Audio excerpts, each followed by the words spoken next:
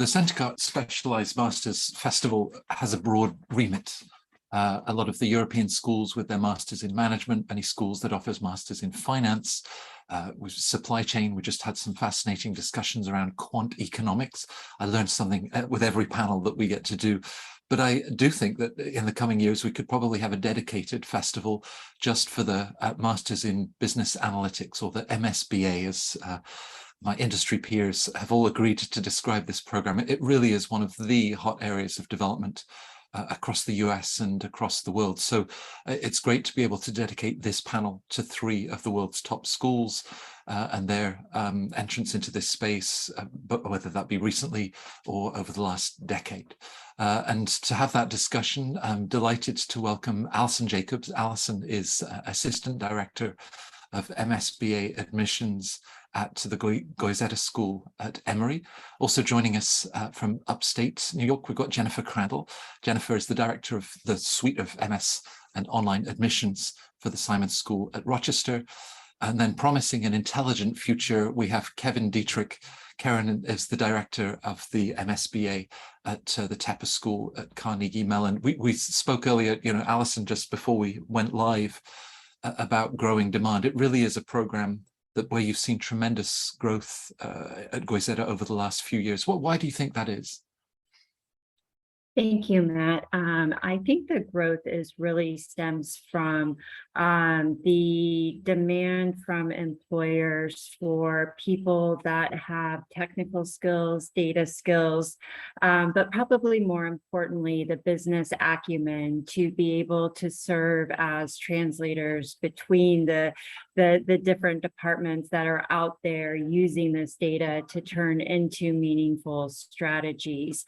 I think it's almost what we would call a unicorn to find someone that is very technically adept and yet at the same time has the business skills and communication skills to take those insights and really communicate them to the business decision makers. So we see the demand from the employers and then also see the demand from the students coming through that really want to gain these skill sets. And the MSBA programs have done a great job of teaching the technical from a business perspective, always with the business problem at mind. Right. Well, I guess through this panel, we'll be discussing the work that you and your admissions colleagues do to identify the sort of characteristics and qualities to handle both that technical rigor and the more sort of soft skills that then apply for all of this in the business world. Jen, the Simon School has been in this space now for 10 years, well established. And as you reflect on that decade, great decision that you made. And perhaps, that's now reflected in the sort of career outcomes that your graduates are enjoying. Oh, absolutely. So yes, our program started a number of years ago. So we have a great alumni base, a great network for candidates coming in and able to really have a great network to build upon and enter into the workforce. Our career placements are incredible. Students are finding roles in all different industries. I think that's a really incredible thing about business analytics is that it is really broad. It's very, very marketable in terms of kind of you're getting skills. As Alison said, it's really a set of skills that you're developing that can be applicable in a lot of different areas. Data is everywhere. I think we'll probably all say that many, many times. And companies need people who know how to use it and can articulate what the data is telling the company and how to best make decisions based off of that. And I think business analytics programs really equip students to do that, especially at Simon. I mean, we're known for analytics, unabashedly analytical, one of our phrases. And I think that's a really great kind of way to describe how our students kind of come out of the program and are able to really be strong, successful graduates and enter the workforce. Right. Data is indeed everywhere. Kevin, technology ubiquitous. And as Alison had mentioned, it's this sort of convergence of technology and business, and therefore such a natural fit. And I guess that was Tepper's thinking when you first conceived of the program 2-3 years ago. Yeah, so thanks, Matt. We're the newest player on the call in this space, and it very much is sort of at the heart of everything that we've done here at Tepper. Is we kind of look back and do a little bit of a history lesson. Way back several decades ago, if a student came to get a graduate business degree from Tepper, they weren't actually getting an MBA. They were getting a degree in management science from the Graduate School of Industrial Administration way long before it was Tepper. And so this is a really sweet spot for us, is I feel it's something that we've been doing for such a long time, and it's an opportunity for us to leverage all the neat assets that are available both here at Carnegie Mellon as well as at Tepper in terms of world-renowned faculty, excellent alumni network both at the college and larger university level, and we're excited to see kind of what the future holds for us and for our candidates in this business analytics space. Right. In terms of you talking, Alison, about recruiters and them identifying the sort of skill sets that are important to them, how does that then translate as individuals are thinking about their next steps? Stay general with the MBA versus this deep dive into data and analytics with the MSBA. So who generally is attracted to the program? Does it nevertheless remain fairly diverse and broad? It's definitely very diverse and broad in terms of the backgrounds of the students, but I will say what everyone does share is a curiosity and I would say a passion for using data in some way. So a lot of our candidates may not come from a computer science background or an engineering background, but they've been exposed to data and they know that they really want to gain these skills so that they can turn the data into business insights and strategies, as I said before.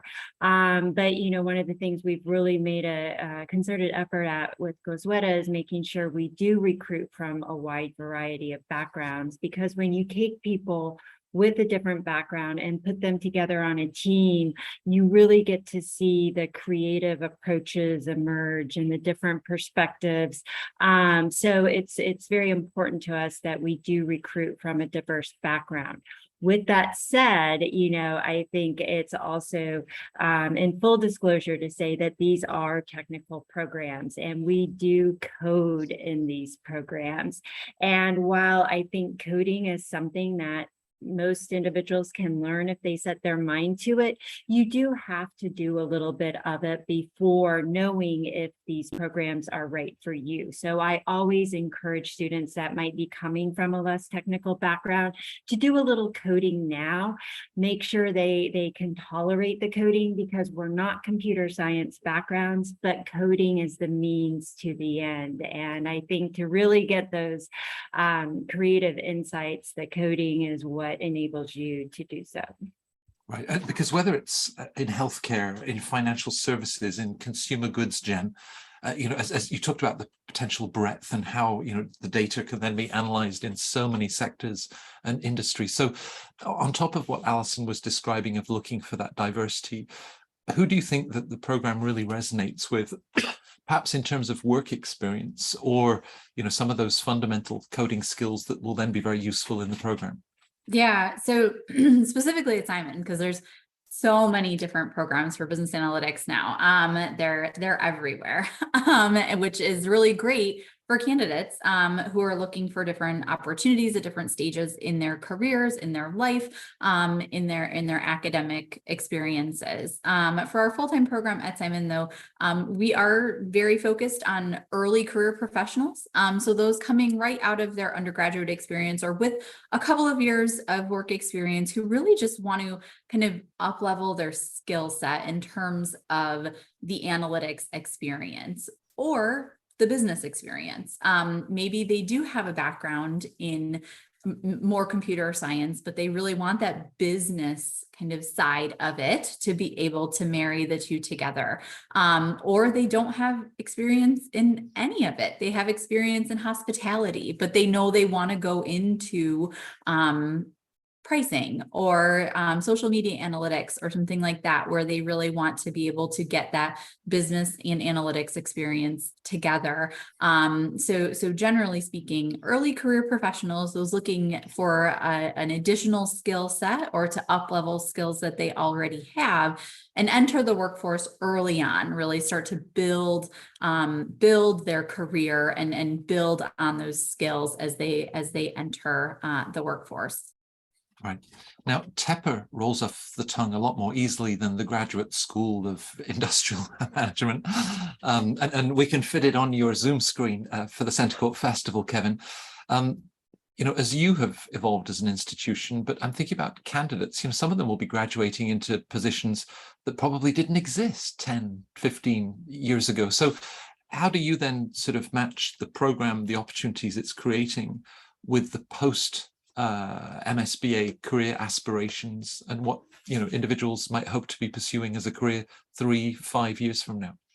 Yeah, I think that's a key question here, and I'll echo what a lot of my colleagues have said, just in terms of the general kind of scope of the program.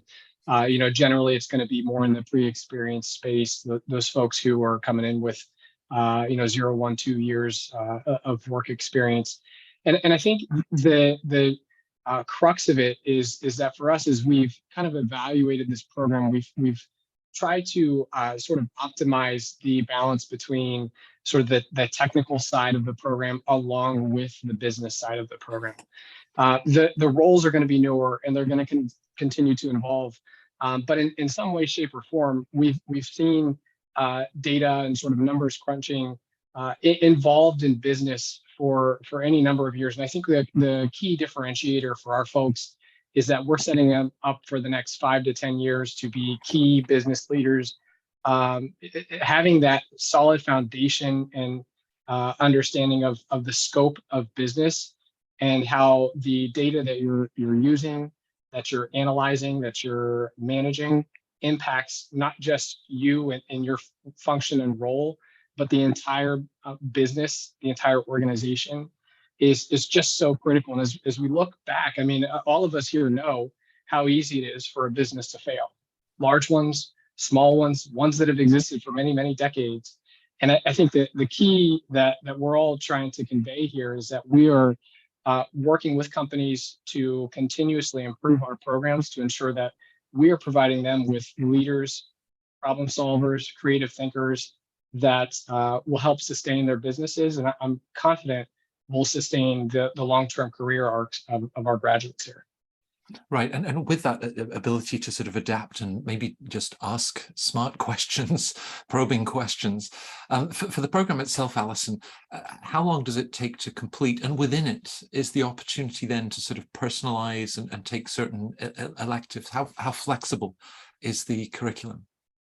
Our program is a 10-month STEM designated program with very little opportunity to pick and choose classes. We have put together a curriculum that we feel really builds upon each other, but where our students are able to get industry and functional experiences through our capstone project. And our capstone project, every team of 4 will work with a unique company to solve their business problem for an entire semester. So we will bring in anywhere from 12 to 15 companies from every industry, and each project then may be a different functional area. So a marketing project, we may have an operations project. So students will have the ability to gain sort of that expertise they're seeking through that live project where they are working for that company using real data. And that capstone also, because our program's only 10 months, really serves as that experiential piece that prepares the student then to go from graduate student to full-time business data scientists, but have that ability to see a project from beginning to end. And we feel that capstone really is our differentiating factor and really prepares our students very well for the job market when they graduate. So that's how we're able to give students that choice in gaining a specific expertise. Got it. And with this emphasis on continual innovation, presumably, Jen, over the last 10 years, as you think about year one and that pioneer intake to where the program is now, as you reflect on how it's then continued to adapt and change, have there been some sort of fundamental changes or experiential experiences that are now at the heart of the program? Yeah, absolutely. And so what Allison had kind of said about experiential learning is something that we have been able to really embrace and build into the program. So our program as well, we have a 10-month STEM designated program. In addition to that, we do provide our students the option to extend their curriculum to do an internship track. So the curriculum is identical. They're going to get the same education, but for those students who might not have real world experience or who might just want to extend their program and have an internship, especially maybe some international candidates who might not have experience in the United States, might want to get some experience here and do an internship. That is an opportunity that we provide all of our incoming students. They get to select whether they want their program to be a 10-month program or a 17-month program, essentially, allowing for them to do an internship during the summer period of their program, and they would essentially just extend to the fall. That's not something that we had in our initial iteration of our business analytics program, but it really is something that in terms of kind of the age of the students and the experience of the students, we've realized through time and feedback that is something that they desire, and the majority of our students do take that internship opportunity, and it allows them time. It allows a lot of time for an internship, but also more time for full-time job search, additional time to experience the clubs and activities at Simon, and really just allows for kind of that extension of their experience in the business analytics program. Right. Kevin, you use the word sweet spot to describe this sort of convergence of technology and business at Tepper. And talking to your colleagues on a previous Centre Court Masters Festival about the MSc product management, and they give a wonderful anecdote of a senior figure at Google that said, when we hire a software engineer, we ring a bell. When we hire a product manager, we have a ticker tape parade, just in terms of certain skill sets that are in such high demand. And the US does have a very hot job market. So do you feel a parade as they come out of school? Matt, you broke up a little bit there at the end. Would you mind repeating? So just this idea, do you think that the graduates at Tepper, with this combination of the data analytics skills in such high demand, and then also, the business application of that, are we going to be having ticker tape parades for the graduates of the MSBA? We definitely will celebrate, and just as we do, and we like to do for all of our graduates here. And I'm glad to hear that you've had the chance to interact with Brad Iben, my colleague over on the product side. My prior work was heavily involved with the product folks, and yes, I think that you're kind of hitting at exactly the truth here, and that is that there is such high demand for these skill sets, that we're certainly excited to see kind of the places you'll go, right? That where our students, our graduates, are going to land, once they complete. We're a little newer to the game, so I can't kind of dig into sort of outcomes and things of the like. But we offer a similar model here. It's a 2-semester program, so students start in the fall, they complete in the spring. Experiential learning that we feel is supportive of that sort of pre-experienced student. I think this is really key as we kind of deviate a little bit away from what is sort of standard graduate business education is that we look at a pre-experienced student. It's really important to, when we're able, tailor a program to meet the needs of that unique student and not just kind of apply sort of the standard MBA path or route for them. So experiential learning is so critical, and we offer that throughout the curriculum, where students are, of course, doing sort of the kind of standard capstone projects in the spring. And in the fall, they have opportunities to engage in sort of in-class case competitions, as well as other sort of extracurricular opportunities to sort of supplement their experiential learning. We offer a really neat corporate startup lab through our entrepreneurship center. I'll give them a little toot here. So just looking for opportunities to really supplement the curriculum. I think outside of that, as I kind of get back to really supporting a new type of business student, that is just so critical, both in the sort of experiential space, but in the career development, the leadership development space. And those are all things that we're talking about here at Tepper, is, making sure that we are providing things like, tailored one-on-one coaching that more specifically meets the needs of a student like this, instead of sort of the sort of typical leadership assessment and development that comes with that. For example, making sure that our students at this experience stage understand themselves within the broader scope of a team, the broader scope of an organization, that they're able to manage well within their team, and that they're able to manage, of course, sideways and up. Those are all sort of the things that we're paying attention to at Tepper, and really, again, just trying to make sure we're providing that unique and personalized experience for our grad students. So here's this new business school student, Alison, with your experience in admissions, and as you're thinking about the qualities and characteristics that ensure that these great outcomes start with great candidates, great students. So what are you looking for in terms of not just technical and soft skills that will be so valuable to them in the program? Yeah, absolutely. That's a wonderful question. So at Goizueta, we first of all and foremost look for people who will be capable of completing the program and being successful in the program. So when we review the application, we're of course looking at test scores, transcripts, internships, coding skills. But where we make our decision is in the interview process. And that's really where we start looking for fit within the Goizueta environment.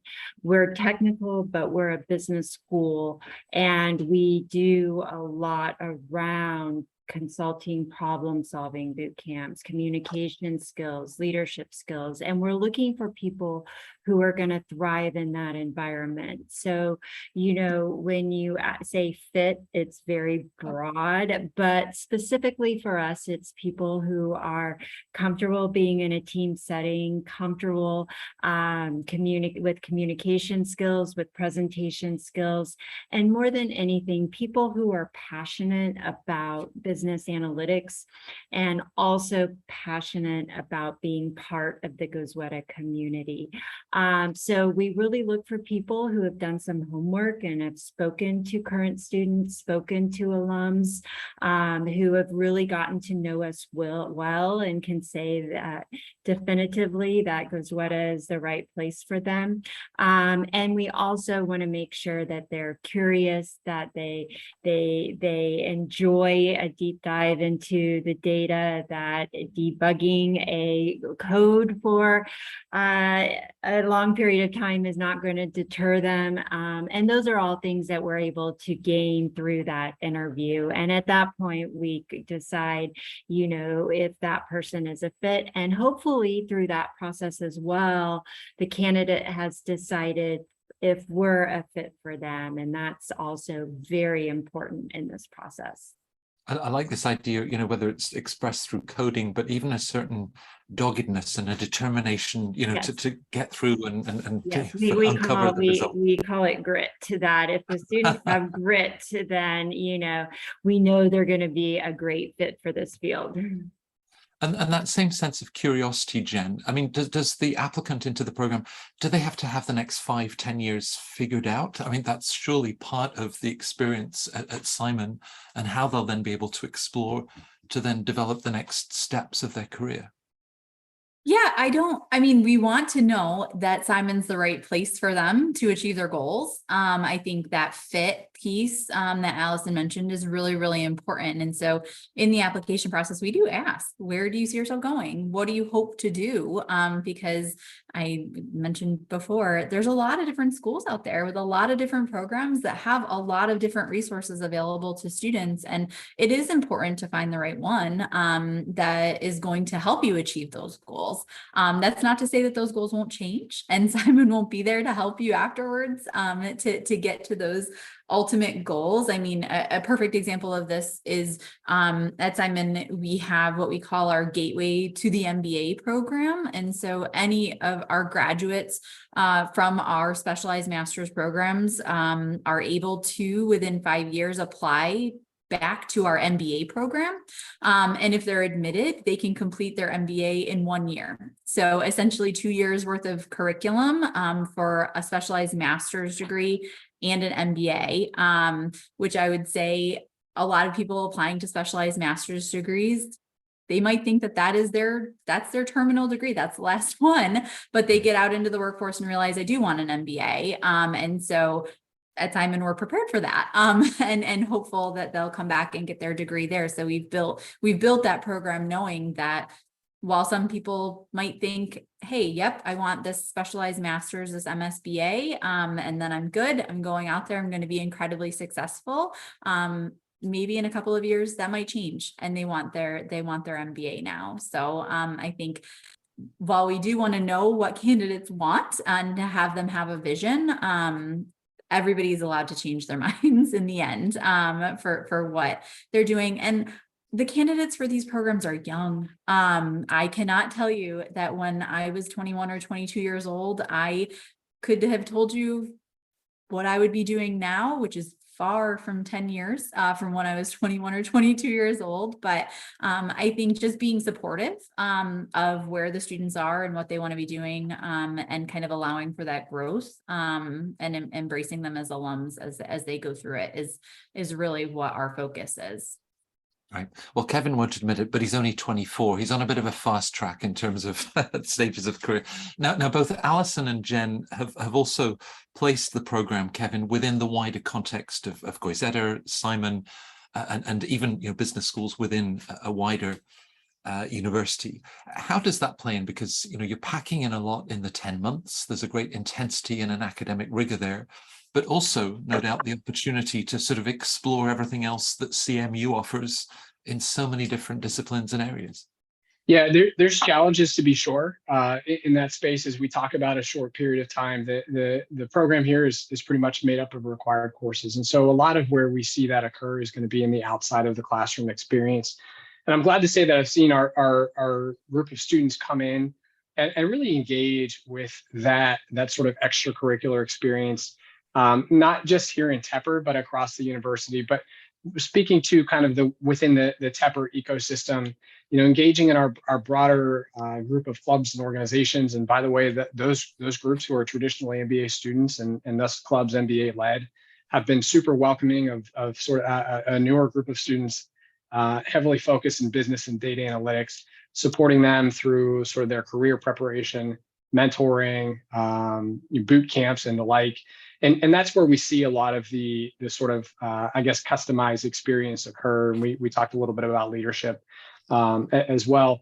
As I speak to the first part of your question, Matt, as we place this program within the broader confines of Tepper, it really is sort of that pre-MBA experience, right? So students, for our program are not going to be those generally those more experienced folks who are, probably better fits for an MBA type experience, but they're coming in at that pre-experience space. So something I really coach when having these conversations with candidates is focus, and that is to say, if you want to be a part of this program, you need to have a focus in the area of analytics. And we can kind of digress and talk from there about, like, you don't need to know, hey, I want to be a PM in 10 years.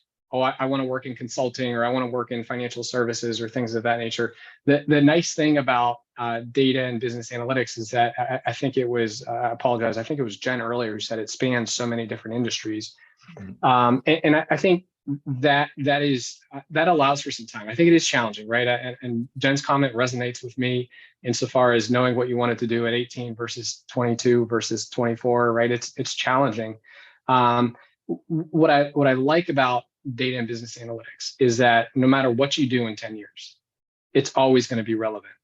And in fact, it's only going to get more relevant. And so the skills that we've kind of talked about here today of course, they've given, programming, sort of technical side of things. But above and beyond that, using data to tell stories, to come up with solutions, to business problems, is going to be critical no matter what you go on to do with your life. And I'd say that message holds so true in this industry. Right. Before we all went live, we had a discussion about rankings of the different business school programs, and it strikes me that capturing that the ROI of a 10-month program that is continuing to give returns on your career 5 years, 10 years later, and Jen, some of us like me are still trying to work out what we want to do as a career. Now, how does that translate, Alison? Lots of graduate management education choices out there, and here's this 10-month program that's just right where the market and skill sets that we're looking for. So what are the conversations that you have with candidates about ROI and thinking, yeah, no, this really is the right path and the right investment for me? Yes, and Jen said it perfectly. This is such a flexible degree, and students can go not only within many industries, but also many job functions. And that's where we really have the conversations. We have students that come in that want to be a data scientist. They've always wanted to be a data scientist, and this program prepares them and gives them skills to do that very well. But we also have students that come in that may want to be in consulting. Maybe they want to be more on the business side, less on the technical side. So we really try to help them determine where they fit within the broad range of job functions that are available out of this degree. And also for many of our students coming in from undergraduates, this may not be their job forever. So we want to make sure they find a job that then gets them to where they want to be. And even we've been 5-6 years fully in existence, 5 years graduated. We've seen students take jobs from that first job in a much different area than where they started, because this degree gives them the flexibility to do so. I would like to say, and I think we can all probably say, is that we've had 100% placement every year that we have been in existence. Wow. And that is really something that I think speaks to not just the value of these programs, but also the demand for these skill sets. So when we talk about ROI, it's really setting the student on a path that is going to be able to keep on giving back, years beyond these programs. Yeah, talk about a sweet spot. I mean, 100% placement 100% year since graduating the program. And I mean, Jen, we're talking a lot about that sort of the professional opportunities and outcomes that will just continue to support the career moves and the flexibility that you're describing at a personal level. As you also then, talk to graduates of the program, do they then reflect on, it gave me greater self-confidence. I found a voice that accompanied this ability to sort of analyze data, picking up on what Kevin was saying about storytelling. So do they also give you feedback on how the graduates feel that they've grown personally as well as professionally? Yeah, I think absolutely, for sure. And I think at Simon, we actually build that into the curriculum, not giving them a voice, but kind of. We have a course called Management Communications. It's a required course. It is oftentimes the least favorite course. I will be very honest, on course evaluations when our students come into it, because they're very technical. They don't want to learn how to write a memo. They don't want to know how to write an appropriate business email. That's not the program that they came into. But these are so important. These skills, the presentation skills, all of that in the context of and the framework of a business analytics program is what we're trying to give them, so that they are very articulate and can communicate and be that super strong candidate when they're out there in that job search and that networking and all of that experience. And if you were to ask alums after they graduate, most of them will say, oh my gosh, management communications was the best class. It was thrown in there. You guys threw us for a loop on that one. But now I have all these skills within kind of the box of business and business analytics to be able to kind of continue evolving and growing and being the professional that Simon Business School wants me to be, which is really, really important. I think a lot of students coming into graduate school think like, I just need the classes, I need the skills, I need to learn these things. I got those other experiences, extracurriculars or other activities that kind of grow them as a person. Like I did that in undergrad. I'm ready to just get the skills and move on. But a lot of the students, once they're there and they're moving through it, realize like all of the clubs and activities that are offered, all of those that kind of really build the holistic student that we're looking for and to become an alum of Simon.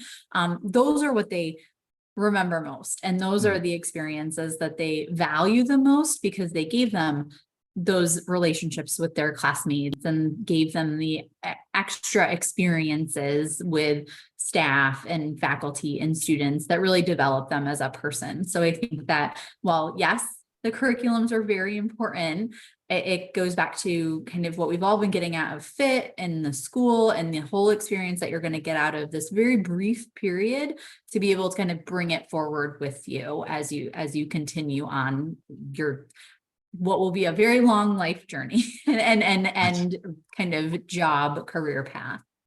Right.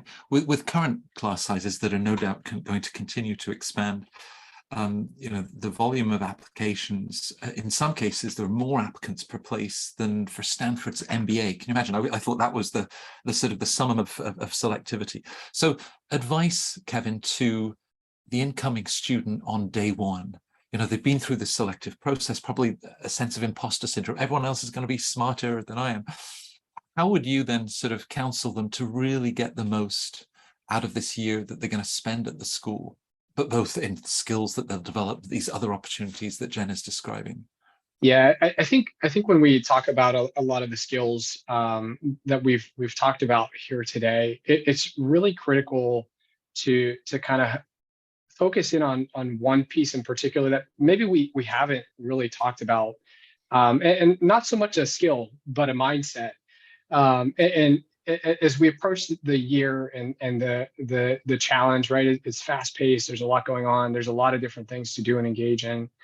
And with the key to me, and when I've seen students find the most success, is to grow comfortable being a little bit uncomfortable.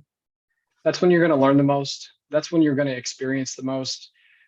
Challenging yourself, putting yourself outside of your comfort zone, meeting new people across our organization and our student body, trying new things while you are here. I think that's kind of where we can start to talk a little bit about the fit and sort of the personal experience comes into play, maybe outside of the curriculum, but even within it too.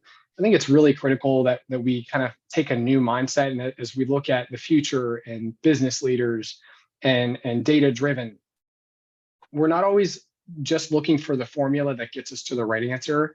A lot of the times it's about failing a couple times before we land on the right answer, and it's the process that gets us to that right answer that is more important than just that sort of strict formula. That actually is an excellent question, because that's exactly what we talked about during week one of our base camp orientation here in Pittsburgh back in August. Right. So being comfortable with being uncomfortable. Next steps, Alison, just with the passion and energy that all three of you capture for such exciting programs. Our viewers are all over the world thinking about what might be the right next step for them. So what do you recommend? Do you online info sessions, talking to graduates of the program? How can they get to know the Goizueta MSBA better? Absolutely. First thing, of course, we all have virtual information sessions. I strongly encourage reaching out to current students and our alums, because I think that's where students start to really be able to picture themselves in a program. And so I know that all of our students and alums are so excited to help prospective students because they were in their shoes just a short time ago.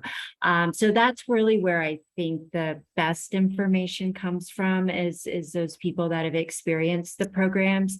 And then, of course, if you're able to visit the campus, that's always seals the deal for students, but that's not always possible. But yes, those current students and alums are such amazing resources through this process. And for you, Jen, sort of holding up a mirror to candidates, even with what you were sharing earlier, you could start with the MSBA and perhaps in a few years come back and a year to complete the MBA. So there's an ongoing and lifelong level of support. So how do you encourage candidates to reflect and the sort of questions they might be asking themselves, to find the right school and the right program for them? Yeah, I think really understanding, again, where you hope to see yourself.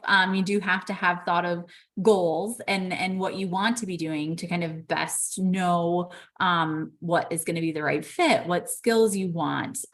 Also thinking really deeply about kind of where you want to see yourself geographically, truly thinking about kind of what does that look like? Do you plan to want to work abroad?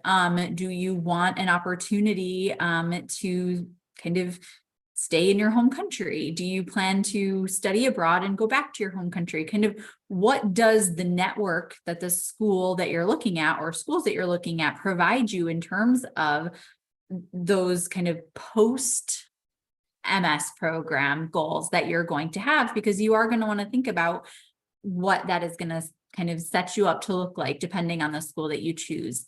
Something else that I really want to encourage candidates to think about is your budget. I know that kind of you really want to think like, okay, like pie in the sky, what could I do ideally? And that's an amazing way to start, but you do need to think about a budget and what is realistic for you in terms of kind of what you're able to, not even just willing to put out to get this education and this entire experience. It's not just sticker price. Don't just look at sticker prices. Think about how much does it cost to live in a certain location? What is it going to be in terms of your cost of living, your tuition, all of the different fees, that type of thing, and really reflect on that because it can be difficult to get admitted to your dream school, but then find that it might be out of reach for whatever reason. So really take some time to do some accounting and do some financial work in advance of kind of jumping both feet in. And schools can help ask questions. Allison had great recommendations of reaching out, talk to the schools, go to info sessions, learn about these different pieces of it so that you're fully educated before kind of getting yourself fully invested in somewhere that may, for whatever reason, might not be the best fit or might be out of reach. Right. Now, my last question is potentially philosophical. We'll see where we go with it. With my festival co-host, John Byrne, we're both passionate believers in business education and how your three schools and others create so many opportunities for growth, for learning, for development, for careers at so many levels. And our viewers, we love the interaction that we have with them. They're all thinking about the future as part of the uncertain present that we're in. So, Kevin, that bright future, why would it be an intelligent future? Dangerous to throw out a philosophical one here at the end. Matt, but I'll do the best I can with it. There has been a lot of uncertainty that we've all faced, over the course of the last several years now, and it almost seems like it's never going to end. But I think as we look towards the future, there's always a couple of things that I think are really important, especially as we talk about data and sort of analytics, is to actually take a step back from that while you're in the midst of it, and recognize the humans that we live with, that we work with, that we go to school with. And I think that's something I'm really proud of here at Tepper is again, I've kind of talked a little bit about the experience and sort of having that personalized experience. And, for me, as I look at our work, as I look at the mission of our business school, the intelligent future is critical. And I think within that live the people that we work with. And I try to take that to work every day and give, a really personalized and personable experience to the people I work with and the students that I work to support each and every day. And then second is kind of, again, tying this back to the intelligent future, is the transferable skills that we've kind of talked about, throughout our session today, and how those are so critical. The future is bright, the future is intelligent, the future is data minded. But the skills of storytelling, taking a business problem, converting it to a data problem, then solution, and back to a business solution, I think are just going to be so critical for our next however many decades. Right. Well, to pick up on that personal element, because all three of you, at world-class institutions, programs with such high demand and the levels of student satisfaction, even for the course that they thought that they weren't going to enjoy, Jen, and it proved to be a real breakthrough.